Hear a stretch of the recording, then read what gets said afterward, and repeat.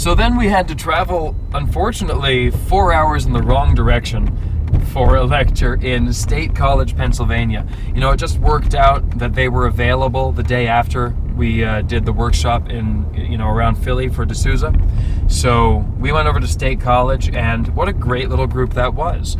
But when we got to State College and did that lecture, I got to meet, which was pretty cool, I got to meet Ben Salinas, who was a magician that I used to watch when I was, much younger and getting into magic. Did a hot shot color changes video and hot shot with rubber bands. Both really cool videos, so check those out. He's probably embarrassed for me to say that, but definitely check him out. They're like Penguin Magic classics. Yep. And right before State College, I got an email from somebody who was very interested in my work and also yours as well, who emailed me and said they drove, what was it, like, I don't even remember how far. They drove for hours to get for like to 4 get to hours to get there, yeah. Great. I traveled like 3.5 hours to get here because I heard such amazing things about these guys. All right, so 3.5 hours of driving. Was it worth it to be here? Absolutely, yeah. Right. This is. And I know you did both the lecture and the workshop, so you got a lot of information. But, yeah. Would you suggest that if anyone hears that either Watkins or Kent are lecturing or workshopping somewhere, or even performing, what would you tell them? I think that if anybody has a chance to see Kent and Watkins, that they need to jump on it. If you have a chance to learn from them at a lecture or workshop, even better. This has totally been an amazing opportunity for me to jumpstart my career in mentalism, and I'm super psyched. And that was Alex, and she seemed to really enjoy it. We had a bunch of people afterwards that we went to a place to eat afterwards that seemed to really like our stuff. So tell and me then we had about Woody. Yeah, Woody over there. He's an older guy, but he what was the trick he kept doing over and over? What was that called? Card warp. Card warp. He was doing card warp, and that was his favorite trick. And then he wouldn't perform anything for us whenever we were going around the table and saying like, hey, you guys got any stuff to perform for us? And he was like, no, I don't have anything. But then after we were done eating, I look over and he's performing card warp for this couple of ladies sitting at a table on the other side of the restaurant. Yeah. The gun turns inside out. Look at that. Now, if I push it back, it comes back. Isn't that something? Looky there. And I don't know how that works, but I'll tell you what, I know what you're thinking. You're thinking old Woody has 2 cards in there. 2 cards. And It's gotta be 2 when I push on the Old one, Woody's gotta have 2 it cards. comes out the other side. You see, but betcha that you know isn't this one. true. That's all know not true. this. They're really. Disturb the children. No. Don't just The children. I was disturbed by you earlier. I bet Woody's got there's me 3 laughing, cards. bro. Well, There's one and it's turned inside out. But you know This what? guy. If there was 2 cards in there, I couldn't do this, could I?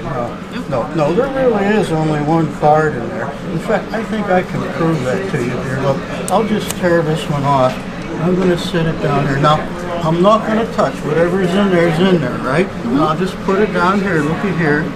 And I'll just put that there and I'll back off. And you can see there really was only 1 card in there. And that card did turn inside out. Well done. Very well done. Well done. That's Good job, Woody. Good job. He was a funny guy. We were doing join the me in workshop. the ethereal plane. Yes, we were doing the workshop and we were encouraging people to go full out performance during one of the routines that we were teaching. It was a mentalism workshop, and then he goes, when he begins the routine, he starts by saying, Enter with me into the ethereal plane. it's good not to take yourself too seriously, Yeah, he was especially funny. with this magic stuff. He was a funny guy. Yeah, that's where we also discovered that a Mongolian Grill is a good thing for vegans. Going Hell around. yes. Go to a Mongolian barbecue, man. Oh, man. Mongolian barbecue, great place for a vegan to go eat. They give you all the veggies. I mean, there are meats and stuff there too, but you just avoid those. Some of the sauces are going to be vegan, and they give you all the veggies. You can just pile that plate up, and they grill it up for you. It's awesome. It was really, really good. Yep. So here's a fun little trick straight out of Mark Wilson, one of my favorites. So You take one of the red aces, and you take the other red ace. And you know what? Let's do this face down. Actually, I think that would make more sense.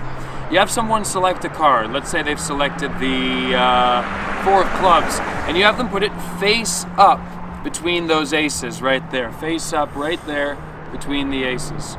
All right, the whole thing gets squared up and flipped over. And you just snap your fingers, and that 4 of clubs disappears from between those red aces, the vanishing 4 of clubs. But it doesn't stop there. It actually appears in the center of the deck, right between the black aces. Right there. There is their selection, the 4 of clubs. All right, so this is a great little trick. It comes right out of Mark Wilson's complete course in magic. And a lot of us, actually, who are experienced magicians, had this book as a kid. I highly recommend it. Got a couple of my little subtleties on here for the explanation, but I did perform this kind of fast because we are in a windy environment out here in Las Vegas. So anyway, you get the 4 aces out of the deck. It can be any 4 of a kind. I like to take the ace of spades, and that's the one that you put face up on the bottom. See, so it's like that. All right, the other 3 aces go in alternating color order, whichever other aces you have here, whichever other cards you have here. So in this case, red, black, red, on top, face down. You start off by getting a break underneath the top 3 cards. This is your setup if you don't want to get that break live. If you've got a good double lift, you can get that break live and it doesn't matter. But the first thing that you do, take the top card, turn it over, and put it down on the table. Say, there's the ace of hearts. Then from here, you do the same thing, but you're going to do a double lift. This particular double lift I explain in another video, also out of Mark Wilson. So it's right there. As you're about to put this ace face up next to the ace of hearts, what you say is, you know what, let's do this face down. You take that and you flip it over. Now you've exchanged that card for the ace of clubs, okay? So you have red ace, black ace. Yes, nice to see you, thank you. Thank you, government bus. All right, good. So, then the situation you're currently in is red ace on top, and then you have your face up ace of spades on the bottom. After you've switched that card out, you say, here, take a card. They take a card out and say, turn it face up. They turn it face up, and as they're doing that, you want to get a break underneath this top card, the ace of diamonds. So they turn that face up, and you say, slide it right in there between these 2 aces, between the 2 red aces, and they do. Card goes in there. Now you can pick this up, and as long as this card is square with this card, you can flash both sides like that, right? So you can say, look, there's the 10 between the 2 aces, and then you put all of the cards on top of the deck, above the break, to square them up. Then you turn every card over at the break. Now you're turning 4 cards over and not 3. Now notice that ace on the face of those three cards did change from the ace of hearts to the ace of diamonds, but with the aces or with the kings or whatever, nobody tends to notice that. Then you spread the cards out, showing that the king has vanished, all right, from between the 2 aces. Was the king? No, it was another card. Whatever, their card has vanished from between the 2 aces, and then it's disappeared. Now, really where it is, it's on the top of the deck, 10 of diamonds, right above this face-up ace.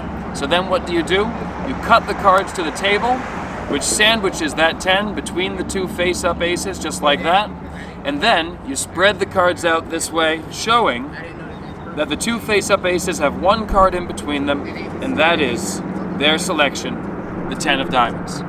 Hope you enjoy. Look up more magic in Mark Wilson's Complete Course in Magic.